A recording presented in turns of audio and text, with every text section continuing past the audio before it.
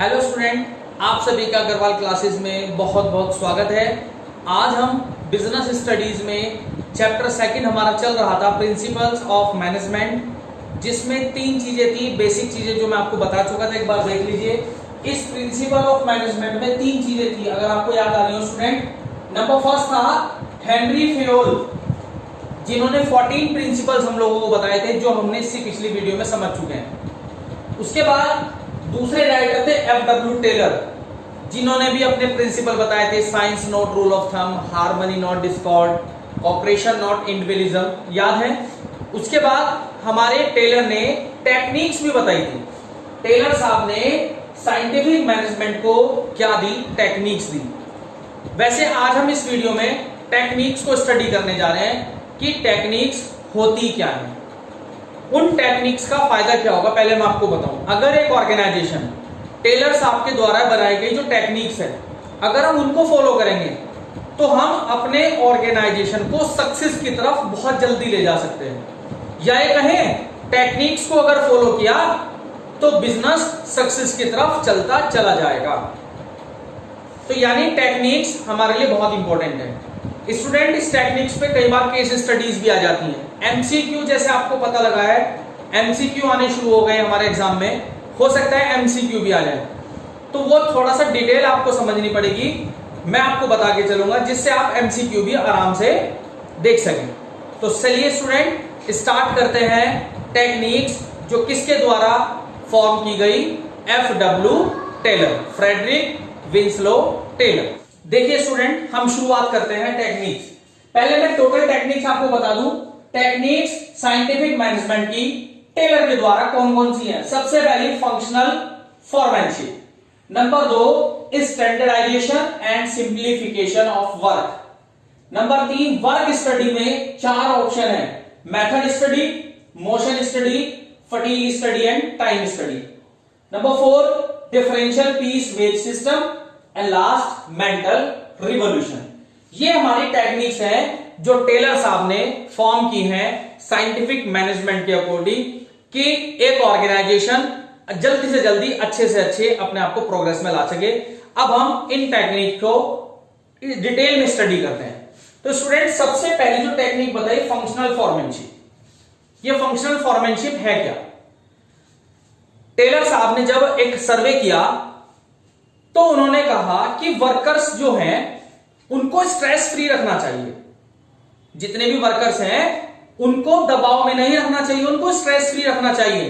उनको sir stress free रखने का क्या मतलब है? उन्होंने कहा कि एक ऑर्गेनाइजेशन को 2 अलग अलग हिस्सों में बांट दीजिए, एक प्लानिंग और एक वर्कर्स। यानी वर्कर्स को उन्होंने जो मेन फोकस किया वो ये कहा कि जो वर्कर्स हैं वो अपना सारा का सारा कंसंट्रेशन अपने प्रोडक्शन पे रखें, उनको प्लानिंग से कोई लेना देना नहीं है। प्लानिंग अलग करने वाले होंगे, प्रोडक्शन अलग करने वाले होंगे। प्रोडक्शन वाले सिर्फ अपना ध्यान प्रोडक्शन में रखेंगे और प्लानिंग वाले अपना ध्यान सिर्फ प्लानिंग पर रखेंगे। यानी इसका मतलब ऑर्गेनाइजेशन को 2 हिस्सों में बांट दिया गया। किसके अकॉर्डिंग? फंक्शनल फॉर्मेनशिप में, प्लानिंग और प्रोडक्शन। अब टेलर साहब ने देखा कि ठीक है, हमने ऑर्गेनाइजेशन को 2 हिस्सों में चेंज कर दिया, प्लानिंग में और प्रोडक्शन में। जब प्लानिंग और प्रोडक्शन में कन्वर्ट हुआ है तो यह चीज देखी गई कि इनको देखेगा कौन। तो उन्होंने कहा कि टोटल 8 एक्सपर्ट बिठा दो, 4 एक्सपर्ट प्लानिंग में और 4 एक्सपर्ट प्रोडक्शन डिपार्टमेंट में।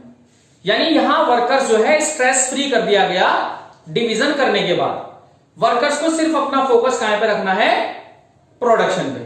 तो देखिए, पूरा स्ट्रक्चर आपके सामने बना हुआ है। फंक्शनल फॉर्मेनशिप में फैक्ट्री मैनेजर ने देखा कि काम को 2 हिस्सों में डाला, प्लानिंग और प्रोडक्शन, प्लानिंग और प्रोडक्शन।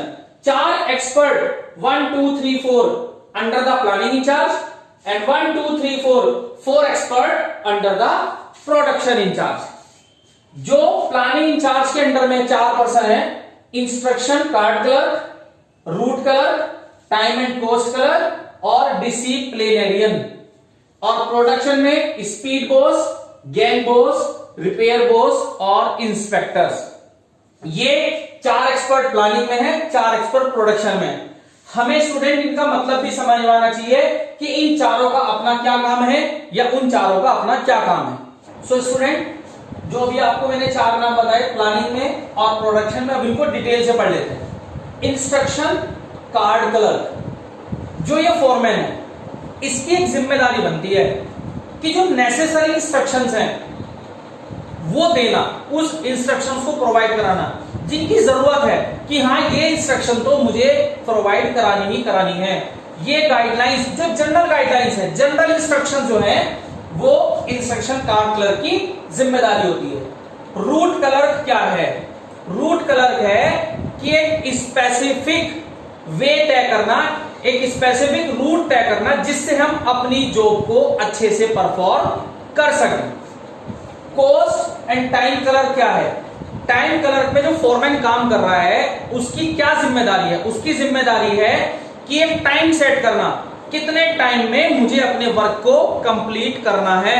और ये फोरमैन साथ साथ एक कॉस्ट शीट भी बना के चलेगा कि कितना खर्च उसमें आना है, क्या हम उसी खर्च के अंदर में अपने आप को, काम को सरवाइव कर रहे हैं या नहीं कर रहे हैं।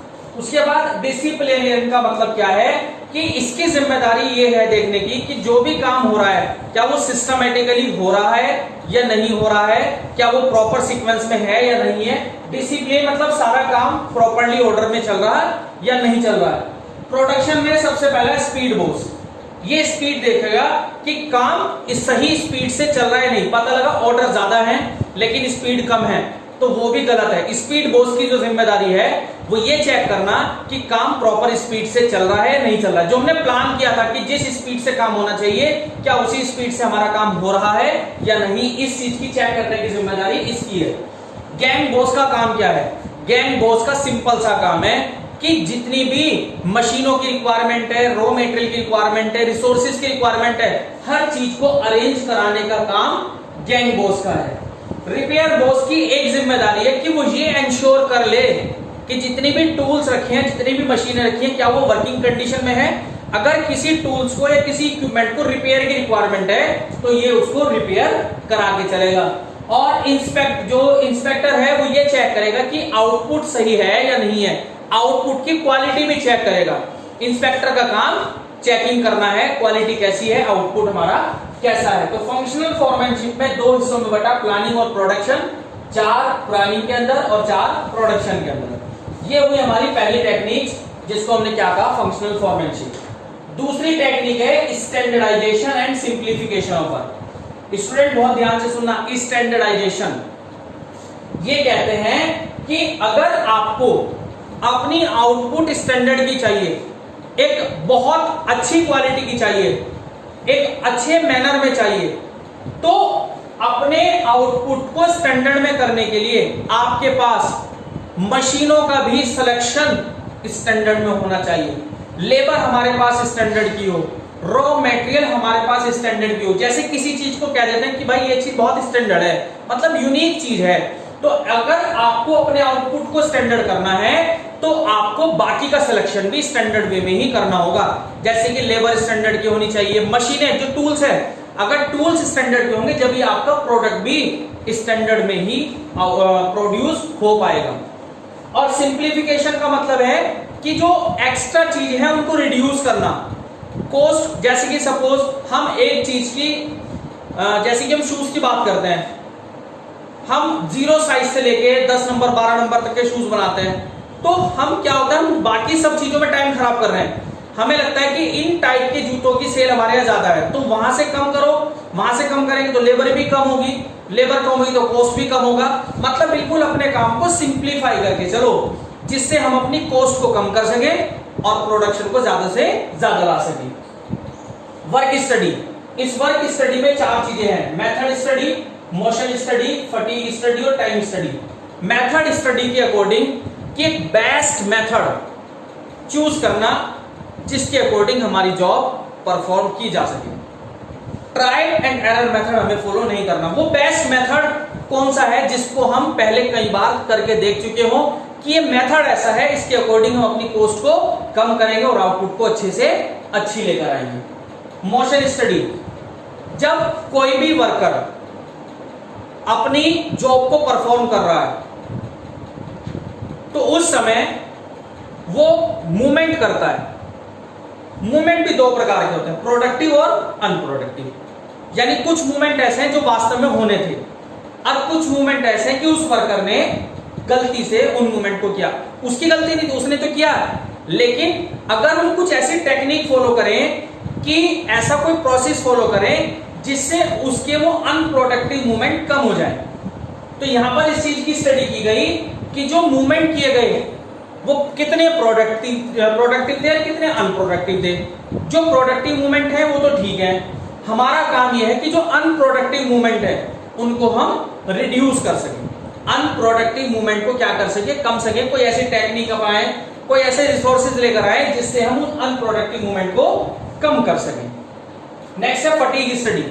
फटीग स्टडी बेस्ड होती है रेस्ट के ऊपर। आपने देखा एक वर्कर है, काम कर रहा है, सुबह उसने 10 बजे काम शुरू किया, बहुत अच्छे से उसने काम शुरू किया, लेकिन 2 घंटे बाद जब हमने ऑब्जर्व किया तो उसकी जो वर्किंग कंडीशन थी वो थोड़ी सी आलकस में आ गई। यानी हमने महसूस किया कि ये वर्कर अब थोड़ा सा थक चुका है। जब आदमी थक चुका है तो ऑर्गेनाइजेशन की जिम्मेदारी बनती है कि उसको थोड़ी सी देर का इंटरवल दे दिया जाए। That is fatigue study. कितनी देर का इंटरवल देना है, वो वापस एनर्जी कितने टाइम में गेन हो जाएगी, 5 मिनट में, 10 मिनट में, 15 मिनट में।